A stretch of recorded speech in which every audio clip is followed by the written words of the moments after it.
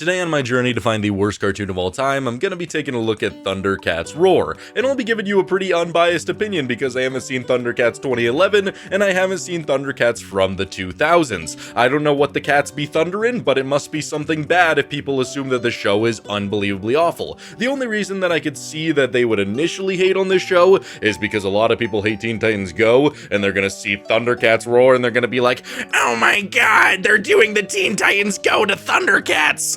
Twist the creator's balls now, get him! That's kind of the only thing that I could really think of initially, but hey, maybe the show is actually awful, or maybe the show is a hidden gem, something to be praised. That's what we're going to be trying to find out today by taking a look at 2 of the best episodes, 2 of the worst episodes, and 2 random episodes to decide, was Thundercats Roar actually awful? And if you like content just like this, please make sure to like and subscribe, because I upload almost every single day, and if you want a place where you can talk about your favorite shows, movies, games, all that good stuff, my Discord will be in the description. Now let's finally take a look at Thundercats Roar.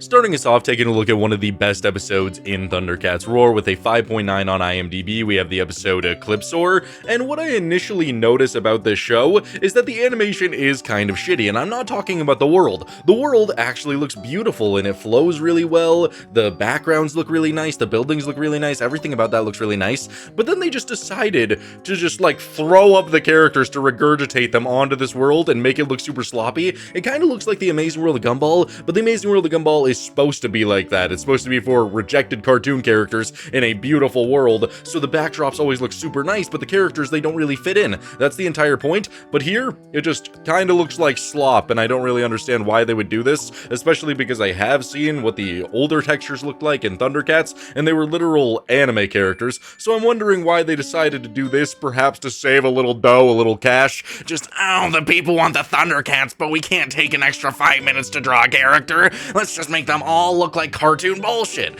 I don't know. I don't really like the way they look. And my only other real complaint so far, I'm just getting the bad stuff out of the way first, is that their comedy is kind of extremely forced. It'll be things like, oh man, I'm so mad at the sun, I'm just gonna stare at the sun, and then a character stares at the sun and then his eyes start burning. It's a lot of comedy like that where it's super forced. It's a lot of situations where they're just telling you exactly what they're gonna do and it's supposed to be funny. I don't know, it doesn't do a whole lot for me. But either way, getting to the actual episode, I thought it was pretty decent, at least animation-wise, especially the stuff with the flying and all that. The episode starts over with them just like watching and trying to make sure that nothing's going wrong, and then another character walks in and he's like, have you guys seen the sun? And apparently there's this Eclipsor guy who's covering the sun, and they call the number. And I actually liked Eclipsor a lot because I thought their voice actor was pretty funny. Sounds like something someone without a spaceship would say. If you ever do gain the power of space travel, let me know. I couldn't recognize who it was, but they're just like, yeah, sorry guys, we really need your energy. Yeah, there's nothing you can do about it. Maybe go slop on some Fent. Do stuff the humans do, go have lots of fentanyl. That's kind of the vibe that she gives off. I enjoyed that a lot. Basically, she's blocking out the entire sun, so the Thundercats have to stop this because the entire world is freezing over. So we get some family love. They all do a huggy little pool, not an orgy, just a little huggy, and they start going around and getting a bunch of different parts. And I didn't really like a lot of these scenes. I understand that you're on a bit of a time constraint, but I don't like it when people do the thing where you have to travel to the ancient pyramids to find the ultimate weapon, and then it just shows the character go there and doesn't face any challenges or anything, and we don't get to see what they actually have to deal with. Or there was like this one character who had to arm wrestle this big beefy man, and we didn't get to see the arm wrestle, so why do I care? That's just my only complaint. I don't like it when shows do that. I find it uninteresting. But either way, they get the ship. This one guy puts it all together, and he's like, okay, guys, it's time to fly, and it crashes right away. But luckily for them, they got little time saver slots. 5 minutes later. 5 minutes later, oh no. And so he fixes the ship, and then they start flying, and that's where the episode actually starts heating up. I mean, I have my little notes right here for just major points I need to talk about, and I just wrote, hell yeah, for the next 3 minutes. Just over and over, I just wrote hell yeah. Because they're just flying towards the Eclipsor who's blocking out the sun, and they're just fighting all these different ships, and it's actually pretty cool. Like, animation-wise, like, the characters who are actually fighting still look like shit, but when the ship is just flying and just dropping bombs and all that stuff, the animation actually looks pretty cool. I was enjoying it. And they actually almost got me to laugh. There was almost a chuckle there when one character's like, Panthro, you got something on your tail, bruv, isn't it? You got something on your tail. And he just like leans over and just looks at his ass, and he's like, wait a minute, I don't have a tail. You got a tail! Really? Oh, I don't have a tail at all. Whoa, whoa, whoa, whoa, whoa, whoa. And then he turns around and there's a ship following him. I thought that was kind of funny. Yeah, but the animations for these scenes was pretty cool. I enjoyed it. I was all for it. It does take you out of it a little bit when the characters don't really fit in with the animation that's going on, but whatever. I could look past it. And then all of a sudden, Eclipsor starts firing a giant solar beam at them, like literally harnessing the power of the sun and shooting it at them, and they gotta fly away and all that cool jazz. I thought that was pretty cool too. Animation-wise, like when you're not focusing on just the characters and it's a ship flying in space, it looks pretty fucking cool. I can't even deny it, you know? It was cool. So eventually they outrun the sun and they fly into this docking bay, and Eclipsor's all like, Oh, guys, oh no, can I just offer you guys like a green tea? Oh God, you guys are making me nervous. Oh God. and then he like backs up into an escape pod and leaves, and then he self-destructs the thing, so the sun is back to normal. Cool. Yeah. Major highlights of the episode was Eclipsor. Eclipsor was a pretty cool villain. I liked what they were doing. I liked their vibe. Just a nonchalant vibe where you don't really care about an entire species of a planet, and you're kind of treating it all like business. I kind of liked that as a villain. I also really liked the animation during the fight scenes. Everything else was just kind of whatever. Like, I don't really care for it, and I wouldn't want to watch any of the other parts of the episode again. I would gladly rewatch the fight scenes, but everything else is just this, you know, forced comedy, and maybe it's because I don't know how any of the characters are supposed to act, but it's just really all like, Hey Panthro, what are you doing, bro? Oh no, bro, the sun, oh no, bro, the sun. It's just a lot of exclaiming, and nothing is actually happening. I don't know. That's just how I viewed it. I just felt like I was tuning out a lot during the non-interesting parts of the episode because the characters, they're not saying anything meaningful. They're just telling you exactly what's happening in the world, and I'm just not a very big fan of that, to say the least. If I was to rate this episode personally 1 to 10, I would probably give it a solid, 7, you know? It's definitely not bad by any means. There's just a lot of things that I don't like that the characters do. The characters do look weird, but I'm not going to hold that against the episode if the entire show looks like that, if that's the point. I'm just going to focus on the animation here. And the animation and the fight scenes and Eclipsor being the villain were enough to get the episode up to a 7. I did enjoy those aspects. Taking a look at one of the worst episodes in the series with a 3.1 on IMDb, we have the episode Swampy Johnny, and my complaints, they're rising. The comedy is really, really bad in this show. It's either doing that Butch Hartman classic where it's like, oh man, I really hope this doesn't happen, and then it happens, or it relies on slapstick comedy, but it does it so unbelievably wrong. You know, slapstick comedy, it's really easy. Just do over-exaggerated expressions. Oh my god, it's the testicular torsion man, I hope he doesn't get me. You know, that's literally all you have to do. Boom. Did that get anybody to laugh? No? If it did, you better subscribe. But either way, it's pretty easy, especially when you have characters like this. Just make them look really silly and make them go like, whoa, this bird is out of control. You know, stuff like that. It's not the most complicated thing in the world, yet they fail every single time to do that. At most, they'll make the characters have really chubby cheeks and just smile, but it doesn't make you laugh. It's just kind of stupid. I don't know.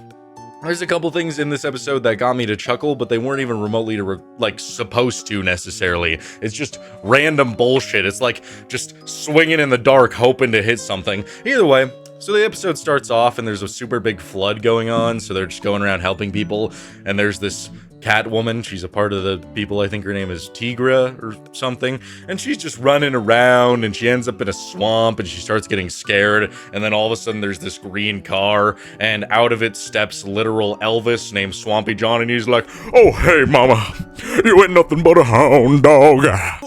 I didn't see you there, Spots. Hope I didn't give you a case of the heebie-jeebies. Oh, baby, I'm so cool. Yeah, he just starts doing that for a while. If you like Elvis, it's going to be really funny. If you don't like Elvis, then, you know, what can you do? I don't know. And then the tiger girl starts to, like, fall in love with him because she thinks he's so unbelievably cool. And the entire time I was thinking, girl, I don't think you're 14 years old. Elvis ain't going to want nothing to do with you. He likes them young. If you don't know about that, look it up. Look at what Elvis did. Either way, yeah, I'm just thinking, oh man, you ain't young enough for that because you ain't nothing but a hound dog. Oh yeah. And he starts going, oh, I'm so cool, but I'm running away from these crab people, baby. Oh.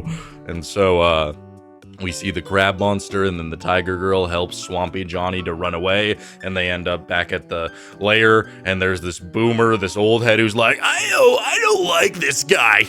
I don't like this guy at all. I think he has a bit of a problem, and I don't think he should be here. And so Swampy Johnny's all like, but baby, I'm so cool. You drive me wild. There can't nothing go wrong because I want to plunge the earth down into water and drown all of you. He basically sings a song about how he wants to drown the world, which, you know, was the hint for the audience. Oh my god, he's the guy that's making it rain and flood everywhere. Guys, I think you should watch out for that guy. Wow, impeccable writing, impeccable foreshadowing even, that I got to listen to an Elvis song. Man, Thundercats Roar, you're just tickling my pickle, baby.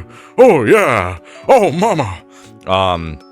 So Swampy Johnny now has to leave, and this is where one of their physical comedy actually got me, to where they tell him to run away because the crab people are gonna break in, and he just starts backflipping, and it's just like a solid frame of him backflipping everywhere, and he doesn't move up or down, and then he like stops and he's like, baby mama, I have no idea where I am. Oh. And so they tell him where to go and he leaves. I don't know where I am. And then the crab people break in, and we get the shittiest animated fight I've ever seen, where it's just punches. It's like watching a comic book, except it's even more lazy than that. They just punch the air, and then the crab just gets sent into the wall, and then the crab's like, whoa, darling, we're looking for Swampy Johnny because he flooded our planet. Oh, baby mama. Oh, baby mama, yeah. And so they also start singing about how Swampy Johnny flooded our planet, so we have to arrest him. And so they now learn about their faults. And so the Thundercat lady, she starts chasing down Swampy Johnny, gets him to crash his boat. And Swampy Johnny's like, oh, hey, mama, you need to learn to respect other people's wishes. Just because you think drowning the world is bad, I don't think that at all. He's pulling off some good old Adolf quotes here. He's just like, oh, you know, maybe it'd be better if they weren't in the world, huh? Yeah, oh, yeah. And so, the tiger lady is kind of mesmerized by this and then just starts beating him with a stick, which I also found to be a little bit funny.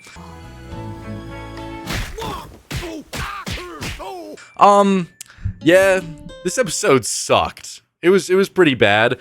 It had some good things about it, but it relied completely on the Elvis character to carry you through the comedy, and if you don't find that funny, then it's just not that entertaining. It's just genuinely him for like 11 minutes to be like, oh, mama, oh, I'm so cool, and then everybody just stroking his big fat knob because he's cool, and then he runs away, and I don't know. The animation does genuinely take you out of it, and it kind of sucks. Like, I don't know. I feel like a lot of people are gonna hate on this show because it's not like the old ones. I'm just hating on the show for the animation. The backdrop looks really cool, but that's also a fault for it when the character designs are so horrible that it takes you out of it in such a negative way. I just can't fuck with it at all. I wish they would have made the animation look or the backdrop look the same as the characters. Then I would be way more enthralled with it. Sometimes it does work, and sometimes it just looks awful and atrocious. Either way, if I was to rate this episode 1 to 10, I would probably give it a 4 out of 10. It's relying on a lot of things and a lot of the same joke over and over again. If you don't find Elvis going, oh, mama, I'm so cool, then you won't really like the episode. I think it has some things that work for it, like the ending or the crab song. I liked the crabs singing, but everything else just kind of sucked. Going back over to one of the best episodes with a 5.7 on IMDb, we have Adopt a Jackal, and I really only like the beginning of this episode. It actually has 2 banger jokes. I mean, I'm just kind of a bad person for the first one. It's just a bunny getting out of his burrow, and then a giant fist is crashing down, so the bunny's like, ah! And then runs away. I thought that was really funny.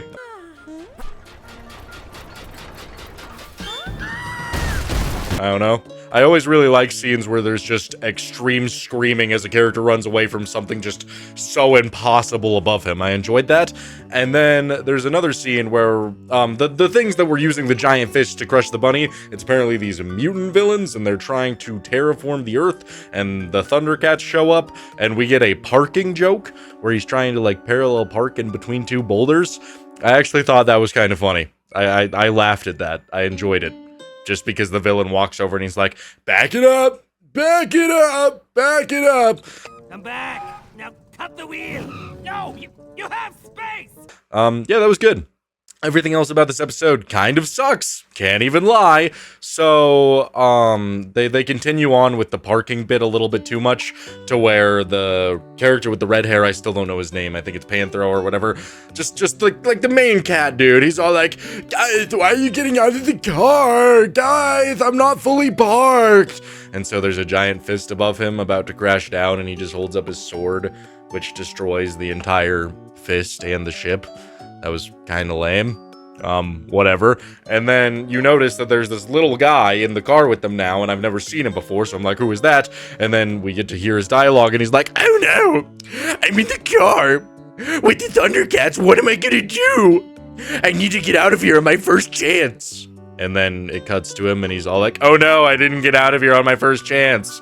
And then they just love to repeat that kind of joke. Because in the next scene, the Thundercats realize that he's there, and they're like, he's probably scheming against us. And then it cuts to him, and he's like, scheming, scheming, scheming. Wow, that's just a knee slapper right there. Oh my god. Attention everybody, what kind of comedy do we need for Thundercats Roar? Like, let's think about it, you know? Well, how are we gonna get these kids to laugh? How are we gonna get them to enjoy themselves? What if we do physical comedy because we made our characters look like shit and we can basically do whatever we want with them? No! No! What if we make the same exact joke where they say something that isn't gonna happen, and then it happens right after that, and what if we do that at least 15 times an episode? Give this man a raise! That's what it feels like, because they repeat that for a very long time, and then they just start, I don't know if you would call it unconsensual, I don't really know how this world works, but because Jackal isn't speaking or saying anything, they just start immediately kissing him and hugging up on him and treating him like a dog and rubbing him, while Jackal clearly looks very uncomfortable about this entire situation, which kind of didn't sit well with me because he's suffering the entire time. Like, imagine you're just having social anxiety and you don't want to talk to anybody because you're afraid, so you just, you know, start getting smooched, like, guys, I don't really want to talk, I don't feel good. Oh, that's fine.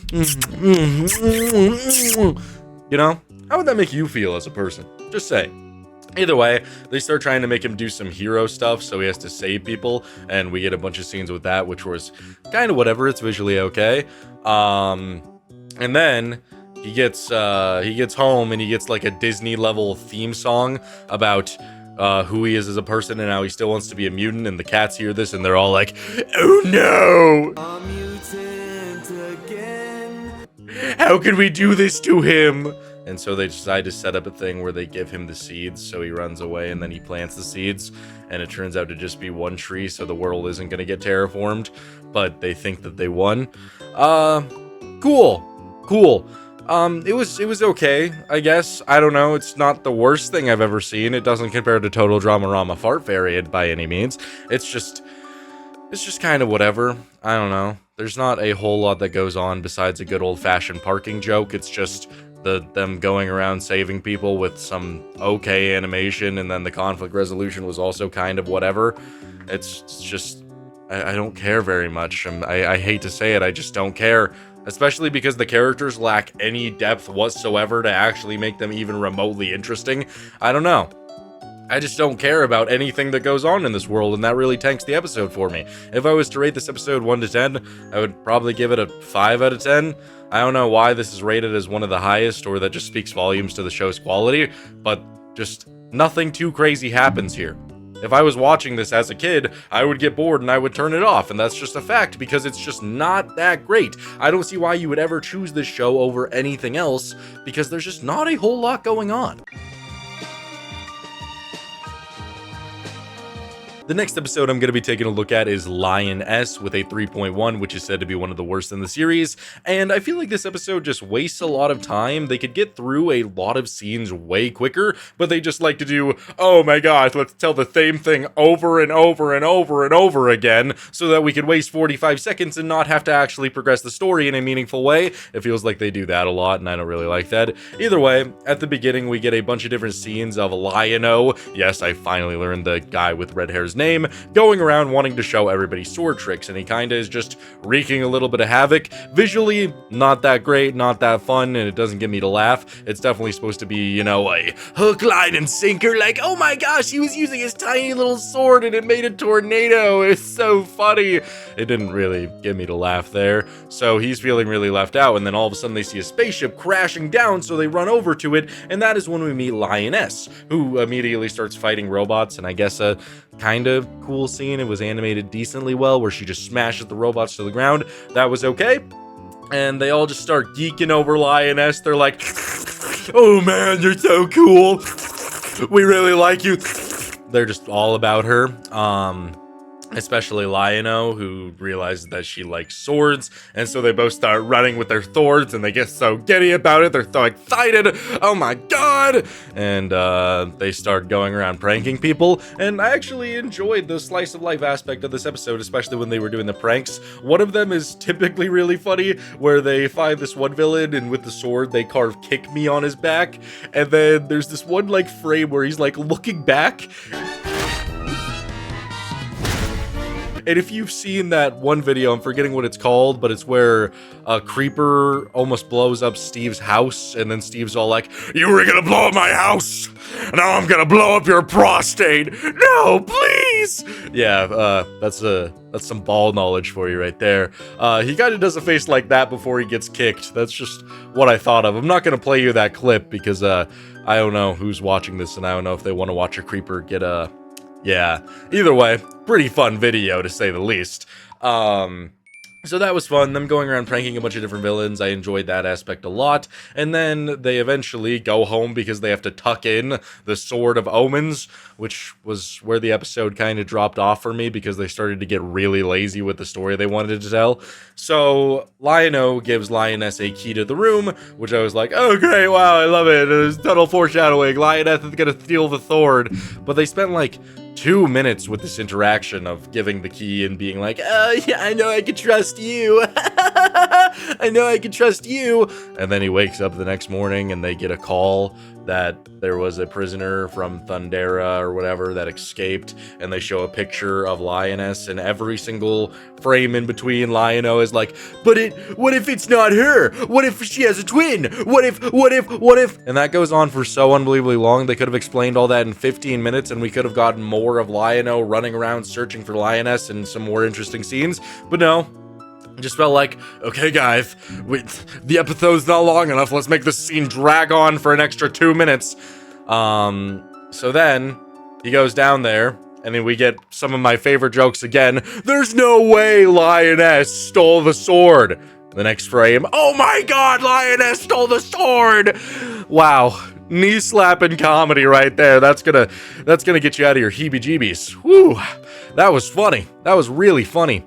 And so Lion-O locks them in the room so that he can go find Lioness, and he runs away from a bunch of mutants and falls off a cliff, and then Lioness saves him, and then she leaves, and then he calls the sword back using his magic, and then Lioness is defeated.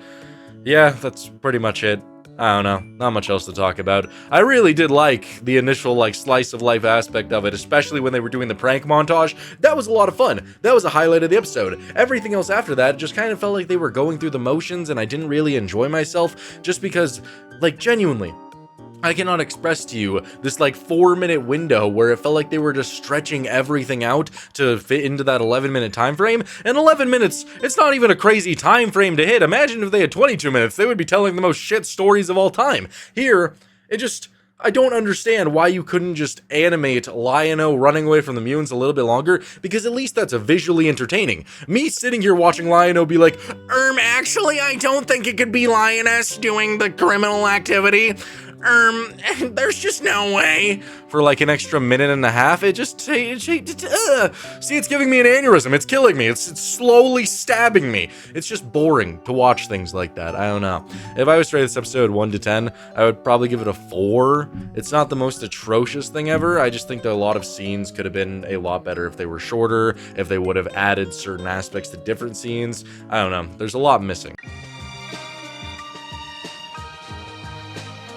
The final episode I'm going to be taking a look at with a 3.8 on IMDb is Snarf's Day Off, and I would love to talk to an OG Thundercats fan about how they feel about this episode even existing, because this is one of the episodes where if I loved an original IP so much, this definitely feels like somebody was just taking a big old fat stinky shit all over it, because it feels so unbelievably silly. Again, I don't know the story of Thundercats, but I'm assuming just by the animation, like the OG, that it was a story of good versus evil. Perhaps their planet exploded. It's supposed to be an in-depth tale, and to watch an episode where one of the characters just turns themselves into a cat and likes to go on silly cat adventures, I feel like that's far off from what the original IP had. I mean, I guarantee you, the writers for the show have no respect, and some of them probably never even watched the original IP. They were just told, oh, you guys are making a Thundercats Roar show.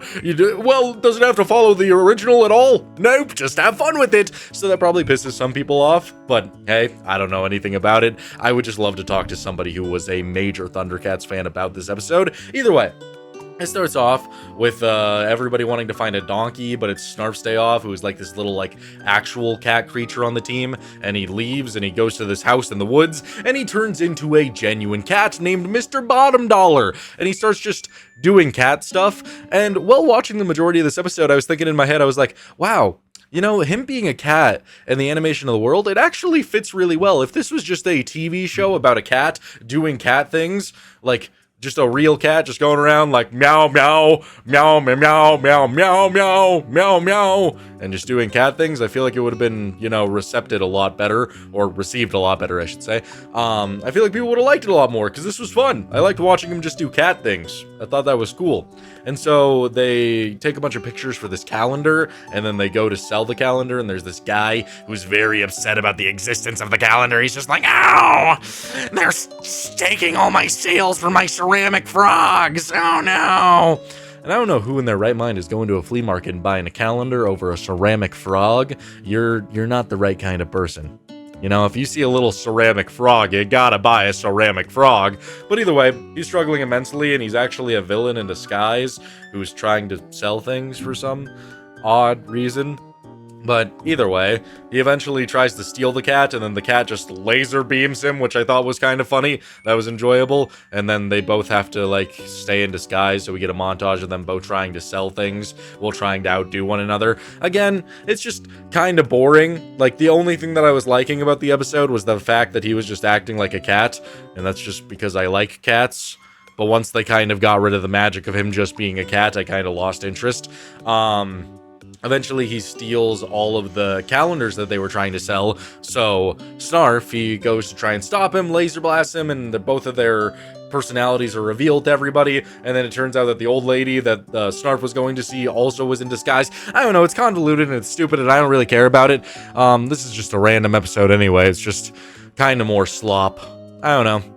If I was to rate this episode 1 to 10, I would probably give it a solid 4 out of 10. I don't know, it genuinely doesn't have a lot going for it, which sucks.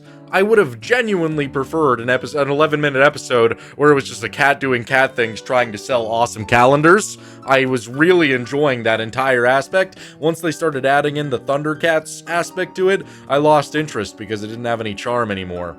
It was just a montage. Focus on the cat aspect, and boom, you got yourself a show. Yeah, Thundercats, no, just cats, little cats, yeah. Take notes.